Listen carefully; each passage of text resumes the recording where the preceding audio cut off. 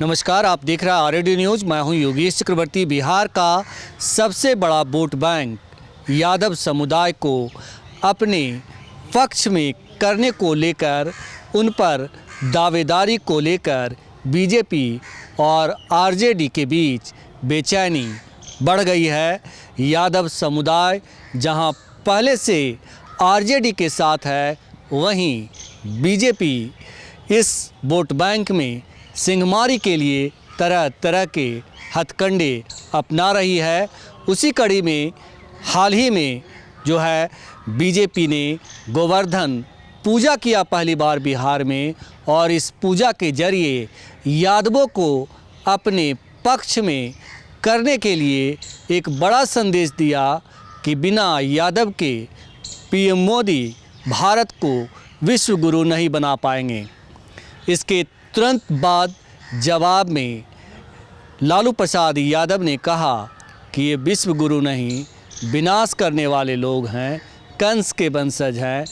तो आरोप प्रत्यारोप का दौर जारी है और इस पर हम लगातार जो है लोगों से बात कर रहे हैं कि आखिर किसको कितनी कामयाबी मिलने की उम्मीद है।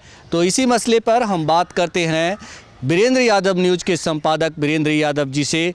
वीरेंद्र जी, जिस तरह से यादव वोट बैंक पर दावेदारी को लेकर जो है घमासान मचा है आरजेडी और बीजेपी की बीच में, कैसे देखते हैं आप? स्वाभाविक है कि जिस जाति की आबादी 14.5% है, सवर्णों से भी ज़्यादा है अकेले, तो बाकी 7 सवर्ण में अकेले एक है ना, 7 पे एक भारी, 7 सवर्ण पर अकेले यादव भारी पड़ रहा है। स्वाभाविक है कि उस वोट की ताकत तो है ही, और चलता है लोकतंत्र वोट से ही। तो वोट जिसके साथ होगा जीत उसकी होगी। तो भाजपा की कोशिश है कि जो अब तो भाजपा यादवों को बहुत तवज्जो नहीं दे रही थी, या आज भी नहीं देती है, लेकिन लगता है कि अब जो यादव का इतना बड़ा वोट बैंक है तो उसको मेरे साथ आए, तो उसके लिए कोशिश शुरू कर दी है। और उस कोशिश के एंटी अब आरजेडी भी सक्रिय हो गया है कि भाई ऐसा नहीं मेरा वोट कट जाए। तो ये वोट बचाने और वोट हड़पने का अभियान तेज हो गया है दोनों ओर से। भाजपा चाहती है कि हम यादवों में संगवारी करें, और आरजेडी कोशिश है कि हम में भाजपा घुस न जाए। तो अपना वोट बचाने और तोड़ने का अभियान तेज हो गया है। और जैसे चुनाव आएगा धीरे धीरे, वैसे चुनाव के साथ ये गति बढ़ती जाएगी। और जहाँ तक बात कंस और कृष्ण का है, जो अब जुबानी का अब शब्दों का इस्तेमाल हो रहा है, ये और तेज होगा। जो चुनाव धीरे धीरे आएगा ना, तो कंस कृष्ण खूब बढ़ेगा। कोई कौरव कहेगा, कोई पांडव कहेगा, कोई कुछ कहेगा, लेकिन ये जुबानी जगह और तेज होने वाली है चुनाव आते आते। हमारा अपना ये आकलन है कि जी जुबानी जंग तेज होगा। तो ये बताएं कि जिस तरह से पहली बार बीजेपी ने बिहार में गोवर्धन पूजा के जरिए दावा किया कि 21,000 यादव हमारे साथ आज जुटे हैं, दूसरी ओर आरजेडी की ओर से दावा किया गया कि वो यादव समुदाय के नहीं लोग थे, दूसरे समुदाय के लोग थे। इक्का दुक्का यादव जो आए, उन्हें बहला करके लाया गया। क्या स्थिति है यादवों की? हम ये जानना चाहते हैं कि क्या यादव बीजेपी के झांसे में आएंगे? देखिए, पॉलिटिक्स में कुछ झांसा नहीं होता है, कोशिश होती है करने की। तो भाजपा कोशिश कर रही है कि हम भाजपा यादव को जोड़ें। जहाँ नंबर ऑफ वोट संख्या की है कि कितने लोग आए थे उस रैली में, उस कार्यक्रम में, तो क्षमता उसकी 5,000 की है। हॉल की क्षमता 5,000 की, अगर ठूस के भर दी जाए तो 5,000 कुछ जगहों से उस बेसी नहीं आएगा। तो 21,000 का दावा कर रहे हैं तो मतलब ठीक है, पॉलिटिकली दावा है, उसमें कुछ दम नहीं है कि 11,000 थे या 5,000 थे। लेकिन भाजपा ने दिखाया कि देखिए हमारे पास भी यादव हैं कि हम बाबू सभा भर सकते हैं। गांधी मैदान भरे चाहे नहीं भरे, बाबू सभा भर ही सकते, देख ले रहे भीड़ हमारे सामने कितना तो नहीं हो। तो दिखाया भाजपा ने कि देखो मेरे पास भाजपा यादवों की भीड़ भी है, हॉल आके देख लीजिए। ये भीड़ उससे बाहर निकलेगी या नहीं निकलेगी, कहना बड़ा मुश्किल है।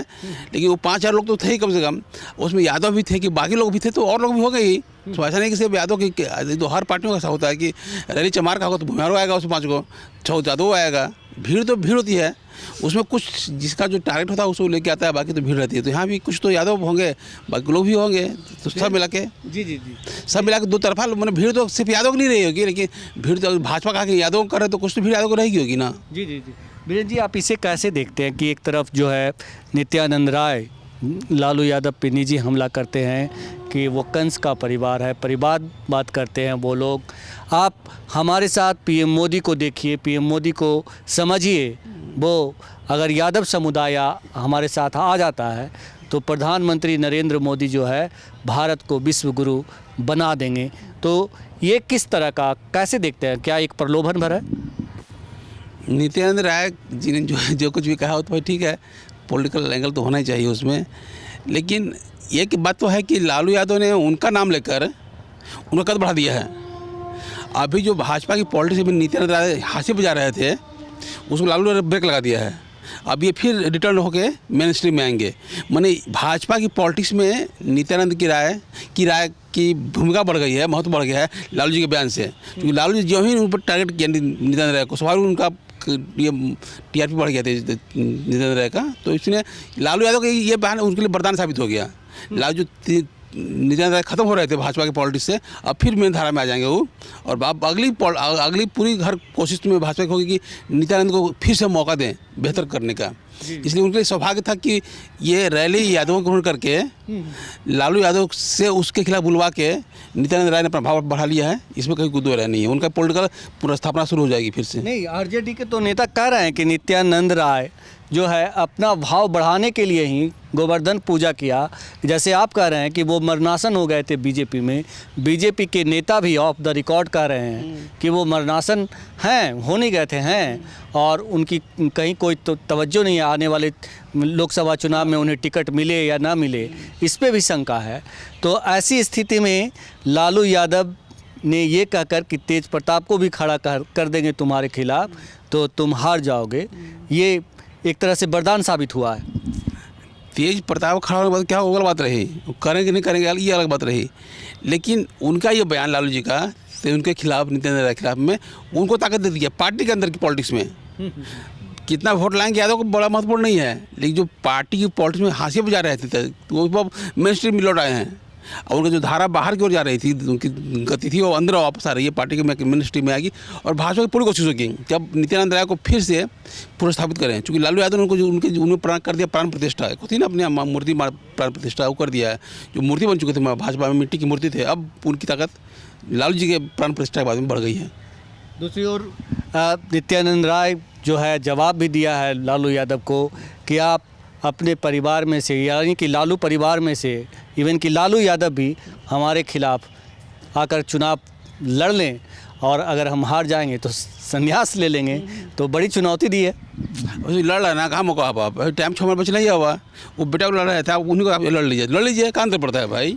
लेकिन इस विवाद में ताकत मिल रही थी उनको ना, हम सिर्फ ये कह रहे कि इस विवाद जो खड़ा हो रहा है उससे फ़ायदा किसको हो रहा है, नित्यानंद राय को। चुनाव हारेंगे, जीतेंगे नहीं जीतेंगे वो अलग बात रही, लालू यादव खड़ा होंगे, बेटा खड़ा होगा नहीं होगा अलग बात रही, लेकिन इसे कह रहे हैं कि पॉलिटिकल माइलेज जो है बहुत मिल गया नित्यानंद राय को इस बयान से। सब हम ये कह रहे हैं, कल लालू जी लड़ेंगे कि उनके बेटा लड़ेंगे कि कौन लड़ेगा वो अलग बात रही, लेकिन उनके इस बयान से उनका भाव बढ़ गया। दूसरा बात ये भी आ रही है कि नित्यानंद राय मेरी कृपा जीत रहा है, ये भी उसमें मैसेज था उस बयान में कि अगर हम नित्यानंद राय इसलिए चुनाव जीत रहे हैं कि हम उनके खिलाफ बेटा खड़ा नहीं कर रहे हैं, खड़ा करने तो हार जाएंगे, तो कहीं ना कहीं वो भी बता रहे हैं कि नित्यानंद राय जो कुछ भी हैं अगर जीत रहे तो उसमें हमारी भी कृपा है कि हम बहुत ज़्यादा उस पर मैंने हराने के लिए पीछे नहीं पड़ रहे हैं। जो हराना चाहेंगे उससे हरा देंगे बेटा खड़ा करके। जी जी जी जी। तो ये बड़ी बात जो है वीरेंद्र यादव जी ने बताया कि नित्यानंद राय के लिए दो तरह के मैसेज जो है इस्कॉन मंदिर में होने वाले श्री कृष्ण चेतना समिति के गोवर्धन पूजा से लालू यादव ने दे दिया है। लेकिन इन सब के बीच जो है यादव समुदाय की बात करें, यादवों पे दावेदारी के लिए ही ये कोहराम मचा है, तो यादव समुदाय क्या सोच रहा है? देखिए आज तारीख में या पहले भी यादव का बड़ा वोट आरजेडी के साथ में खड़ा है, इसमें कहीं कोई कन्फ्यूज़न नहीं है। दूसरा पक्ष जहाँ यादव देती है, भाजपा देती टिकट यादवों को, वहाँ यादव का वोट भाजपा को मिलता है, ये भी फैक्ट है। तो दोनों स्थिति है, जहाँ भाजपा को वोट नहीं दिया जा रहा है, यादव वोट दे रहा है भाजपा के उम्मीदवार को, जाति को दे रहा है, जाति को वोट दे रहा है। तो उस मान लीजिए तो भाजपा से हमको इतना वोट यादव को मिल रहा है, 100 मिल रहा है, जहाँ यादव आप दे रहे हैं, खड़ा कर रहे हैं, आप खड़ा किए मधुबनी में अशोक यादव को तो लाखों वोट मिला, तो आप वोटों की नहीं करेंगे हमको इतना % वोट बढ़ गया आपका, लेकिन वोटों कहाँ बढ़ा, एक सीट पर बढ़ गया, बाकी तो आप शून्य पे ही रह गए। तो वोट टिकट मिलेगा तो वोट बढ़ रहा है, लेकिन भाजपा का वोट भाजपा को नहीं मिल रहा है, यादव का वोट भाजपा को नहीं मिल रहा है, भाजपा के यादव उम्मीदवार को मिल रहा है। ये समझिए अंदर, वो वोट भाजपा को नहीं है, भाजपा के यादव उम्मीदवार को वोट है, वो वोट भी यादव को ही है, कालांतर में उसको वो भी वोट लालू यादव का ही है। अच्छा, ये क्या वजह है कि मतलब जो लालू यादव के साथ यादव जो है बरसों से इस तरह से इंटैक्ट है, लाख प्रलोभन के बाद भी, इवन कि जो है बीजेपी के कई लोग कहते हैं कि अगर जो है यादव हमारे साथ नहीं आएंगे तो जो बीजेपी के आरएसएस के जो छुपे हुए एजेंडे हैं वो कभी पूरे नहीं होंगे। इसके बावजूद भी बीजेपी यादवों को लुभा नहीं पा रही। देखिए आप ठीक है समझे बिहार की भाषा में कि आहेर की पॉलिटिक्स से सवर्ण के खिलाफ है, आहेर की पॉलिटिक्स से सवर्णों के खिलाफ है, मैंने भूरा बाल के खिलाफ ग्वार खड़ा है। ठीक, तो जहाँ भूरा बाल रहेगा ना, वहाँ ग्वार जाएगा ही नहीं। तो आज पूरा पूरा भूरा बाल भाजपा के साथ है, इसलिए पूरा यादव भाजपा से अलग है। बात इतनी थी, कल तक वो था कांग्रेस साथ में, तो कांग्रेस के खिलाफ कर रही थी पॉलिटिक्स। अब देखिए पूरा 50 के बाद से सवर्णों की पूरी झुकाव कांग्रेस की ओर था। तो पूरा यादव था सोशलिस्ट मूवमेंट के साथ में, सीपीआई के साथ खड़ा था, सीपीएम में खड़ा था, मतलब सोशलिस्ट पार्टी में खड़ा था। वो कांग्रेस साथ नहीं था, चूहा सवर्ण था। आज तक सवर्ण कहाँ चला गया? भाजपा में। तो जहाँ भूरा बाल रहेगा वहाँ ग्वार नहीं जाएगा। लेकिन क्या ये हिंदू राष्ट्र और जय श्री राम के जो नारे लगाते हैं बीजेपी के लोग, हिंदू राष्ट्र बनाने के जो दावे करते हैं, तो ये चीज़ क्या यादवों को जो है नहीं लुभाता? देखिए यादव एक सोशलिस्ट कास्ट है, उस सबको सहमति सहभागिता का की वाली जाती है। वो उग्र जाति नहीं है, उन्मादी नहीं है। वो किसी को मार दो पीट दो, किसी को बचा दो, भले हम लाठी दो खा ले लाठी, लेकिन कौन दूसरा बच जाए तो बचा लेता है। ये यादव के गुण हैं। अब देखिएगा 74 के आंदोलन में जब लाठी पड़ रही थी जेपी पे, वो भूमिहार नहीं आया था बचाने के लिए, कोई चमार नहीं, कोई राजपूत नहीं आया था। कौन गया? लालू यादव। वहाँ भी लालू यादव भी उस जाति का चरित्र था ना, वो दिखा रहे थे कि हम बचाने के लिए खड़े होते हैं हर जगह। जेपी को जब लाठी चल रही थी, लाठी के ऊपर, तो कोई भूमिहार नहीं आया, ना कोई भूमि राजपूत आया, ना ब्राह्मण आया, ना कोई लाला आया, कोई ग्वारे के वहाँ बचाने के लालू यादव जेपी जी को। तो जयप्रकाश को बचाने में कौन थे? लालू यादव। तो कहीं ना कहीं यादव में जो जातीय गुण है कि सेफ करना दूसरे को, 74 में दिखाई पड़ा आपको। उसके पहले जितने जातीय आंदोलन हो रहे थे सबको यादव लीड कर रहा था। सोशलिस्ट जितना मूवमेंट चला, बेस वोट यादवों के पास था, लीड वही कर रहे थे। और आखिरकार ये कि सवर्णों के खिलाफ यादव ही रहेगा सब दिन। तो आज भी भाजपा के साथ सवर्ण है तो यादव वहाँ नहीं जाएगा, ये कंफर्म है। जहाँ यादव के उम्मीदवार वहाँ वोट देगा भाजपा को, दिक्कत नहीं है उसको, लेकिन भाजपा को वोट यादव नहीं देगा। जी। तो मतलब इसीलिए मतलब जो है वो हिंदू राष्ट्र का जो प्रलोभन है वो यादवों को नहीं पचा पाते यादव। हिंदू राष्ट्र की बात देखिए, आप भी देख लीजिए कि जो यादव है ना, वो मिडिल कास्ट है। सवर्णों का जो भय है, दहशत है, और जो दहशत ज़्यादा क्यों डरता है? जो अति पिछड़ा है। अगर बीच से यादव हट जाएगा तो सब खा जाएगा ऐसे ही उसको। तो जानता है अति पिछड़ा कि हम सवर्णों के साथ जाएंगे तो हम बर्बाद हो जाएंगे। तो अब तो यादव नहीं जाएगा तो हम खुद नहीं जाएगा अपने आप। जो भाजपा में यादव नहीं जाएगा तो ये लोग भी नहीं जाएगा स्वाभाविक रूप से। डर है कि सवर्ण खा जाएगा हमको। तो उस मध्यस्थ कास्ट भाजपा है, यादव है, तो यादव उधर जाएगा तो स्वाभाविक और लोग जाते चले जाएंगे, जुड़ जाएंगे। लेकिन यादव नहीं जाएगा तो और लोग नहीं जाएगा। तो जब तक यादव नहीं जाएगा भाजपा साथ में जाएगा। भाजपा को सत्ता मिल सकती है समीकरणों से, लेकिन उसका एजेंडा फलीभूत नहीं होगा। लेकिन साथ में वीरेंद्र जी ये कहना फिर गलत नहीं होगा कि नीतीश के आने से लालू यादव की ताकत और बढ़ गई है, और बीजेपी जो दावा कर रही है कि हम आने वाले लोकसभा चुनाव में 40 के 40 सीटों जीतेंगे, तो ये बहुत ही मुश्किल हो गई। चुनाव कोई लड़ता है हारने के लिए जी, लड़ते जीतने के लिए। हम चुनाव लड़ेंगे ना तो कहेंगे पूरा सीटों हम जीत लेंगे, 5 वोट नहीं आएगा। दावा करने में क्या बुराई है भाई? वो कहेगा कि हम जीतेंगे 20 का, कोई सीट हारिएगा आप भाई पूछिएगा, कौन बताया कौन हम हर सीट हार रहे हैं? तो ये तो बेमतलब का है कि भाई जो हर पार्टी चुनाव लड़ती जीतने के लिए, तो कहेगी हम सब जीतेंगे। कहाँ कहेंगे नहीं जीतेंगे हम? तो कहा कहेगी कि हम नहीं जीतेंगे। जी। तो कहना चाहिए, हर पार्टी को कहना चाहिए। जिसका एक वोट है वो कहता है कि हम सब सीट जीत के आएंगे। अब किसी बात की कौन टिकट दादा खाली नाम ले ला, हम सीट जीत गए, वो खाली नाम देता हम विधायक बन जाए। वैसे कहे वाला कमी है ही कि हम सब जीत ले, वो सब वोट हमारे है। तो ये तो दावेदारी होनी चाहिए, होती रहती है। वही पॉलिटिक्स की ताकत भी है। भ्रम की ताकत ही पॉलिटिक्स की ताकत है।